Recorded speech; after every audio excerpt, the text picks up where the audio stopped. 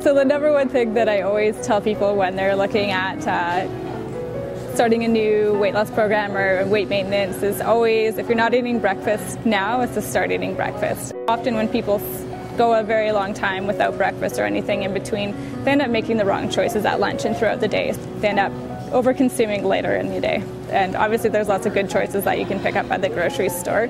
Whole grain toast and a piece of fruit and peanut butter would be a good suggestion. Otherwise plain yogurt and granola and fruit is another good suggestion. Anything over 3 grams of fiber would be a good choice for cereal. And then again, pair that with another slice of banana or a little bit of almonds or some dried cranberries on that, as well as some skim milk, 1% milk. Making sure that you have at least 3 or 4 different food groups in there. It's a good way to start. In the winter time, when again there aren't a lot of seasonal produce out, Swiss chard or any kind of green leafy vegetables, spinach, kale, are a really good source of B vitamins, iron, vitamin C, so they're a good thing to include in your diet. Choosing one orange fruit or vegetable a day, an orange pepper would be a wise choice. Again, peppers are really high in vitamin C as well as fiber, so these are another good choice to add to stir fries, pasta sauces, anything that you want to do, or even just eating them raw.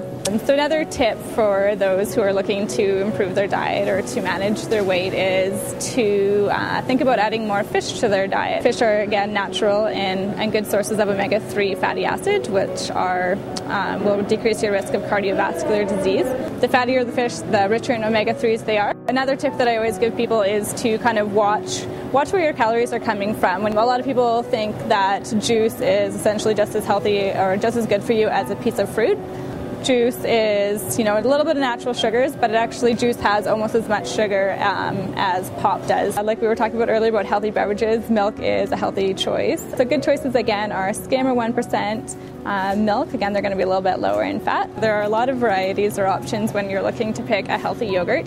So it is really best to go with a plain yogurt, and some people really have a problem with that. So if you're starting out and you want to try cut down some of the sugar in your diet, it is best to go with plain. You're going to get a lot less calories and a lot less sugar in it. I know that bread has kind of been categorized as an evil food if you're trying to lose weight, but again, it's all about choosing the right kinds of grain products. So we're looking at whole grain products. You don't have to shy away from grain products. You just want to eat the whole grain ones, 100% whole wheat, and to make sure you count the amount of servings that you're actually having when you are having them.